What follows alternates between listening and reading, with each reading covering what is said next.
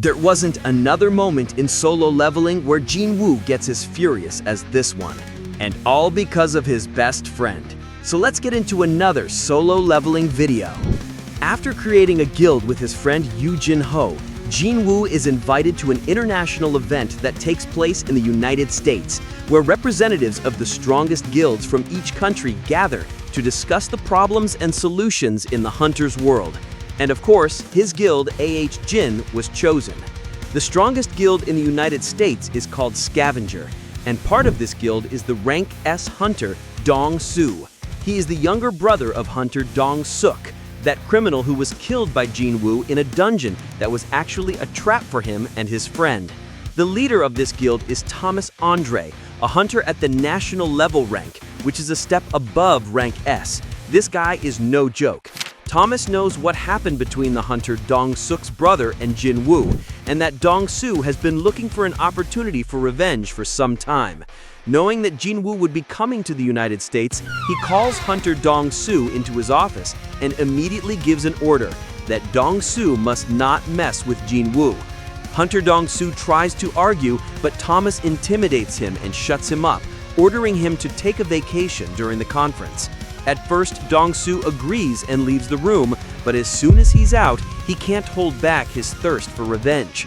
Thomas realizes that Dong-Soo wouldn't accept the orders so easily, so he asks his secretary to keep an eye on him. Finally, Jin-Woo arrives at the meeting point for hunters in the United States. He is accompanied by his friend Jin-Ho and also by Chief Jin-Chol. Then the association's envoy, Adam White, shows up and calls Jin-Woo for a private conversation. Jin-Woo then tells his friend and Chief Jin-Chol to head to the hotel, that they would meet up there later. The protagonist then takes a car ride around the city with Adam.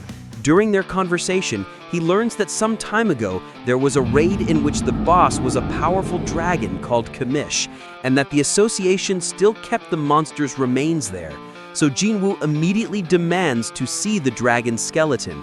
Adam thinks it's difficult, but because it's Sung Jin-Woo, he manages to pull some strings and takes him to see the dragon. Jin-Woo doesn't waste time and instantly casts Arise on the dragon. Arise. The shadow rises, but only for a brief moment, since the dragon had been dead for far too long. Because of that, the shadow extraction completely fails, and the dragon returns to its rest. The protagonist gets irritated with that since he missed the chance for a top-tier shadow, but life goes on. The ride ends and Jin-Woo heads back to the meeting point. When he gets there, he only finds Chief Jin-Chol.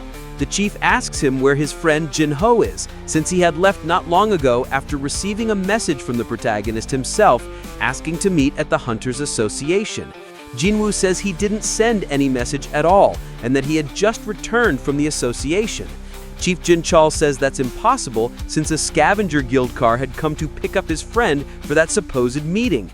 The situation starts to feel suspicious, and Jin-Woo gets a bad feeling. Adam then calls the scavenger guild secretary asking about hunter Jin-Ho and why they had sent a car to pick him up. She says she doesn't know anything about it either, shows concern and says she will immediately look for answers. Adam hangs up and tries to tell Jin-Woo that the scavenger guild would handle the problem right away, but the protagonist was no longer there. Jin-Woo was already looking for his friend on his own. He felt guilty because he hadn't left a shadow to guard his friend. He immediately summons his shadows and spreads them across the city to search for him. The news about Jin-Woo's missing friend eventually reaches the ears of the guild leader Thomas. He orders everyone in the guild to find the missing person before Jin-Woo does. The protagonist keeps searching for his friend, starting to put the pieces together. He remembers the dungeon where only he and his friend survived, and how he had to kill hunter Dong-Suk's older brother. And since a scavenger guild car came to pick him up, it's certain that Dong-Soo is involved, seeking revenge against the two of them. Jin-Woo's anger only grows stronger. The scavenger guild secretary asks for reinforcements to find Jin-Woo's friend, because if they don't find him soon, a disastrous fight between him and hunter Thomas might happen. Once they hear this, the association staff panic and immediately begin searching. Everyone wants to avoid a confrontation between the two hunters. Then we finally see what's happening with Jin-Woo's friend. he was kidnapped by Hunter Dong-soo and his accomplices. They took him to an abandoned factory and were beating him like a punching bag. Hunter Dong-soo hits him and demands answers. He wants to know what really happened in that dungeon and who killed his brother. But Jin-Woo, even beaten to a pulp, tells him to go to hell. Dong-soo, furious, smashes his head against the factory pillar. One of his accomplices gets worried, not wanting to take part in a murder, but Dong-soo says this is just the beginning. Suddenly, a shadow orc appears inside the factory. The orc is shaking like crazy with fear. Hunter Dong-soo thinks the orc is afraid of him. Little does he know, the orc is terrified of Jin-Woo's wrath. His rage is so overwhelming that even Beru, who was on the other side of the planet protecting Jin-Woo's family, felt his master's fury. Then Dong-soo charges at the shadow, but Jin-Woo uses his ability to switch places with it and appears inside the factory. He instantly smashes a punch into Dong-soo's ribs, sending him flying across the factory. Thomas, who was in his guild's car, senses Jin-Woo's immense power. He knows the fight is now unavoidable, so he gets out of the car and leaps towards the factory. Jin-Woo quickly gives a healing potion to his friend, but it doesn't work because his wounds are too severe. So he orders Dong-soo's accomplices to heal him. They don't understand Jin-Woo's language, so Dong-soo translates. The protagonist, burning with rage, warns that he will only say it one more time: "Heal my friend." The healer, with a mocking smile, says he would need his boss's permission before healing anyone. So Jin-Woo grabs the healer by the head and smashes him against the iron pillar of the factory. He wasn't in the mood for games anymore. The protagonist turns to the other accomplice and asks if he has healing powers, but the guy is so nervous he starts stuttering and rambling nonsense. He barely manages to answer before Jin-Woo slams his face into the ground. Jin-Woo's friend begs him to be careful, reminding him that Hunter Dong-soo is the younger brother of the one he killed in that dungeon. Jin-Woo tells his friend to stop talking and save his strength. Then Dong-soo shows up and asks him if he killed his brother. Jin-Woo replies that he should ask his brother himself when he gets to hell.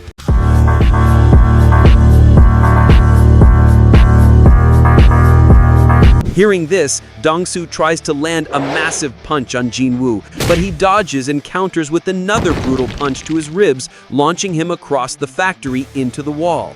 Jin-Woo doesn't give him time to recover, immediately appearing beside him and striking fear into him with nothing but his gaze, like Batman intimidating a thug.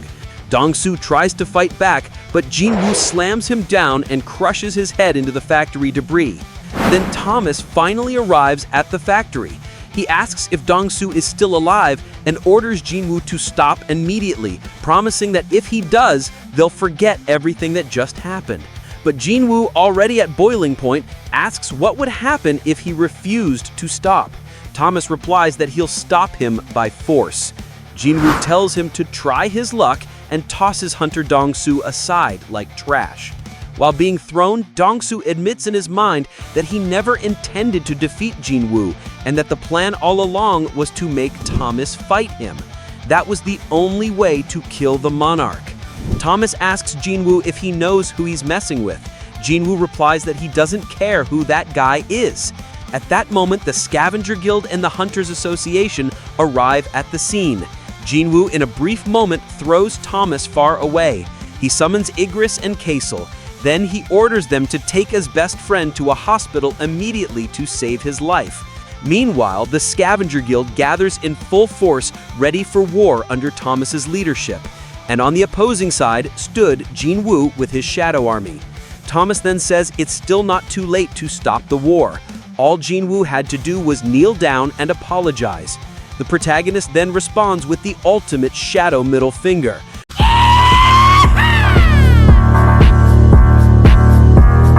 Thomas explodes with rage and the two armies clash. He dives into the shadows, defeating them. He spots Fang on the battlefield and instantly ends him. Then Thomas locates Jin-Woo and charges at him, but Iron gets in the way, but Thomas defeats him with a single blow. But Jin-Woo was no longer in the same spot. He then appears beside Thomas and uses his dagger to slash at his ribs. But his skin is tougher than expected, and it doesn't even scratch him. Then Thomas counters with the punch that sends Jin-Woo flying upward. Thomas uses his telekinesis to pull Jin-Woo towards him, but Jin-Woo responds with the same ability and dives in with a crushing punch to Thomas's face, unleashing a flurry of blows. Thomas realizes he can no longer underestimate Jin-Woo. He unleashes his full power, becoming covered in golden armor. Jin-Woo ignores it and charges at his enemy, but Thomas strikes the ground, causing an earthquake that forces Jin-Woo to leap. He then launches a sphere of nuclear-like energy that sucks everything in like a black hole. Some shadows are pulled in, Jin-Woo quickly moves away and jumps to the top of the factory. Thomas looks up and warns he won't miss again. Upon hearing this, Jin-Woo once again channels his inner Batman, staring down from above.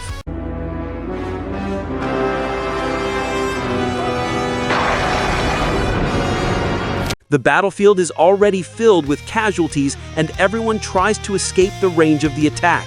Thomas leaps towards Jin-Woo, but gets stomped in the face, with Jin-Woo using it as momentum to rise higher. Thomas tries to pull Jin-Woo with telekinesis, but Jin-Woo counters with Monarch's domain, pulling Thomas as well. The two then clash fists against each other. Thomas throws another punch at Jin-Woo, but he dodges underneath and then jumps with a knee strike to Thomas's face, knocking him to the ground.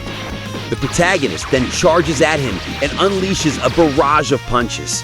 The association members are stunned by the fight. Jin-Woo keeps beating Thomas relentlessly. Adam White, desperate, begs the protagonist to stop hitting his opponent, but Jin-Woo, blinded by rage, continues punching until Thomas's golden armor shatters. The blows were already breaking his bones. Finally, Thomas gives up. Jin-Woo halts his attacks. Nobody could believe that Thomas, who was considered the strongest hunter in the world, ended up in such a state. The Scavenger Guild's healers rush to heal their leader and are shocked he's still alive, since all his bones were broken. Hunter Dong-soo couldn't withstand his injuries and died. Jin-Woo uses his shadow exchange ability to switch places with Beru, who was in Korea.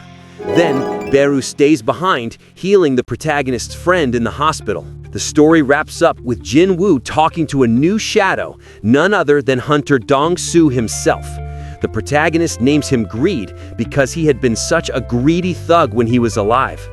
Then Jin-Woo slams him face first into the ground as punishment for all the trouble he caused. And so, what did you think? Hunter Dong-soo really managed to push Jin-Woo over the edge, didn't he? Thanks for watching. If you enjoyed the video, share it with your friends, drop a like, and don't forget to subscribe so you won't miss the next one. See you soon!